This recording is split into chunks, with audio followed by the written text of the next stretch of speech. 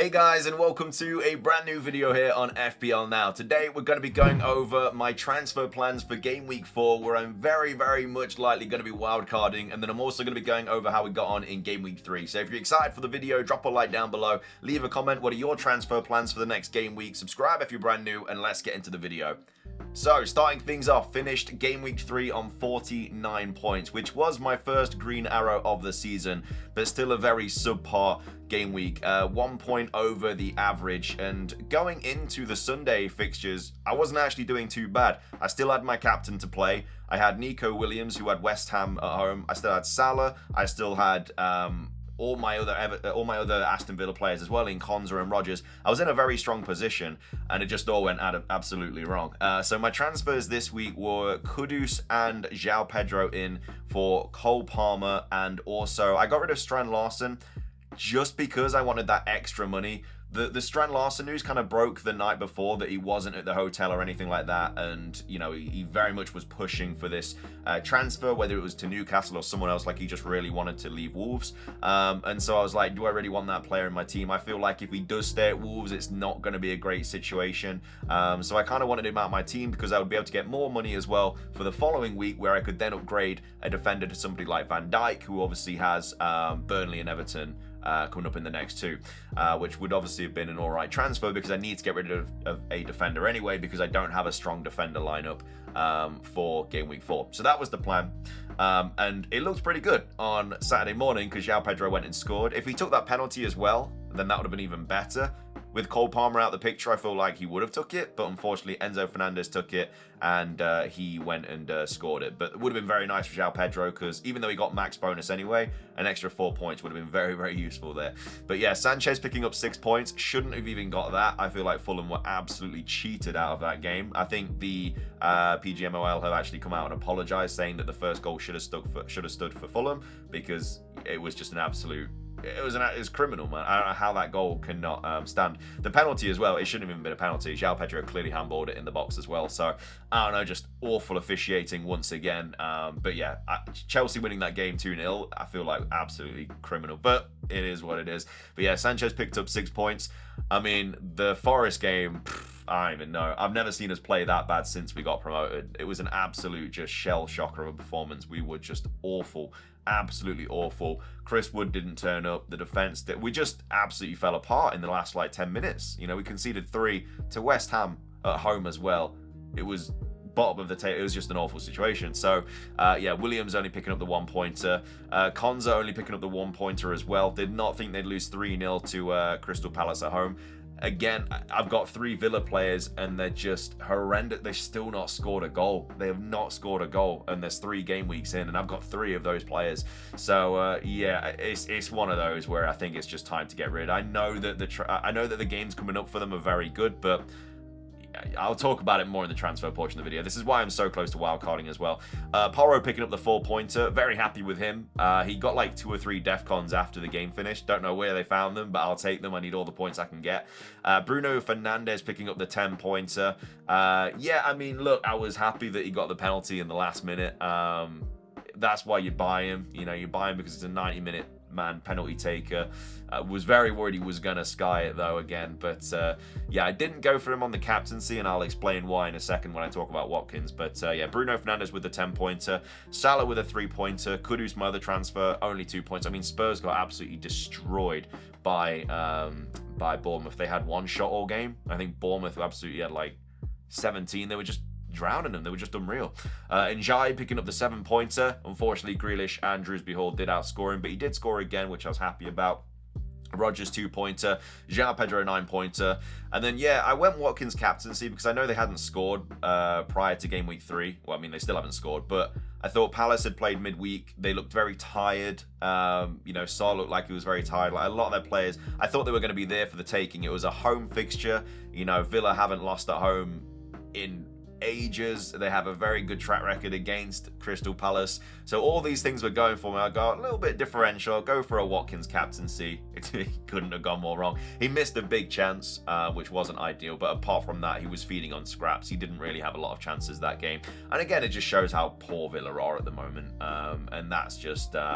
yeah, I mean, you could say it was a bad captaincy. with Bruno Fernandes with Burnley at home. But I mean, if it wasn't for that last-minute penalty, Bruno Fernandes suddenly doesn't become a good captaincy because, you know, he only gets like 3 points. Whereas Watkins, you know, with everything I just said about him against Palace, it sounded like quite good. It sounded like a good captaincy on paper, but it is what it is. And then with the bench, Dubravka with a 2-pointer. Diouf went and got a bloody double-digit haul. I can't believe it. He was this one player I was not like wanting to play at all this week. And he went and got a 10 point. I mean, who's expecting him to get a 10-pointer against Forest, to be fair? Mark Guy as well with 1, and then Esteve with 1 as well. So not ideal at all. Let's take a look at the transfers. And yeah, very, very close to pulling the wildcard button. I didn't really want to play it this early, but I have so many massive issues in my team. So we'll start off with Mark Guy. He has transferred back to Chelsea. The loan move has ended already, so he's not going to be playing any football. So I've already got a player that I've lost 0.1 in, and now he's just not going to play any football. So he is one player that I need to get rid of. Watkins, I know that the fixtures, and that's kind of how people are defending Watkins, saying, oh, the fixtures. Sunderland and Burnley in the next 4, obviously great fixtures, but he's also had Brentford and Palace, where you'd think, and even Newcastle, which aren't, you know, they're not a great team at the moment, with everything going on there. So it doesn't even matter about fixtures. You know, Sunderland have just beat Brentford. You know, Burnley probably should have got something against United. Like, Burnley and Sunderland, I don't think are as bad as people are making them out. And with how bad Villa are, I can't keep 3 Villa players just for 2 fixtures, who again aren't even a very good team at the moment. They're not scoring goals, whilst all these players around them, you know, other strikers, Ekatikes, Haalands, you know, João Pedros, they're all getting like goals and stuff like that. I just can't put all my eggs in one basket and just hope that they just turn it around, because it's just slowly going to ruin my season. I'm already in a pretty bad position. So yeah, that's Mark Guy that needs to go. Watkins has to go. I'm very fine keeping João Pedro. In fact, I'm even more fine keeping João Pedro now with the hamstring injury to Delap. Kudus I'm fine with. Bruno Fernandes I don't really want in my team. Yeah, he's just got a 10-pointer, but it was a penalty in the last minute of the game. He was still playing very, very deep. United are not a very good team at the moment. I need to get rid of him.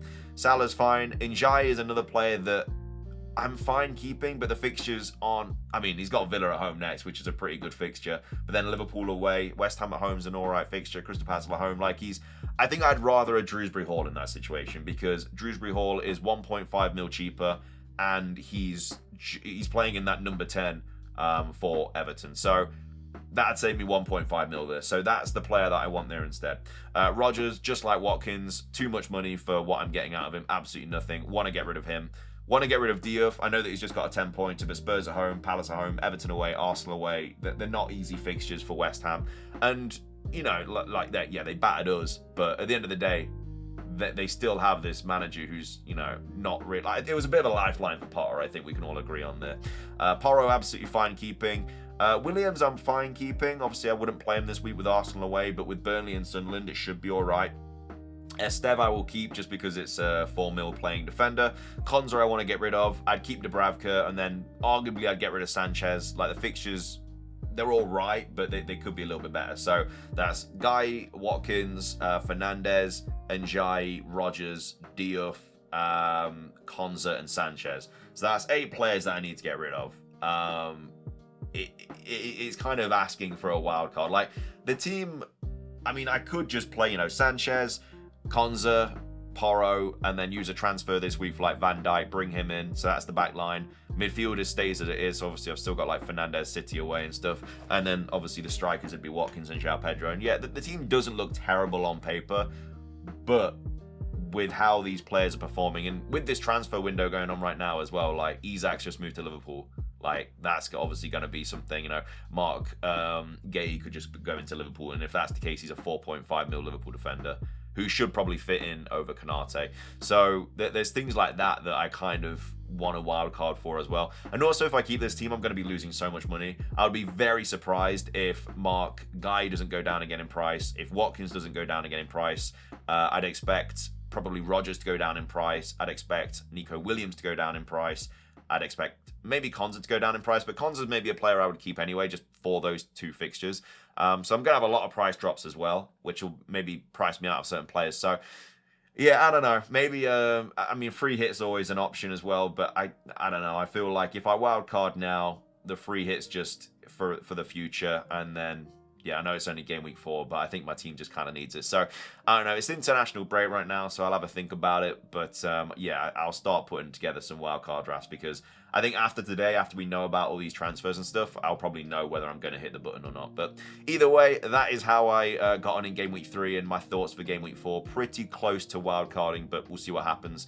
Either way, though, if you enjoyed the video, drop a like down below. Leave a comment. What are your transfers going to be over the international break? Subscribe if you're brand new. Ring the notification bell. Have a fantastic rest of your day. And until next time, peace.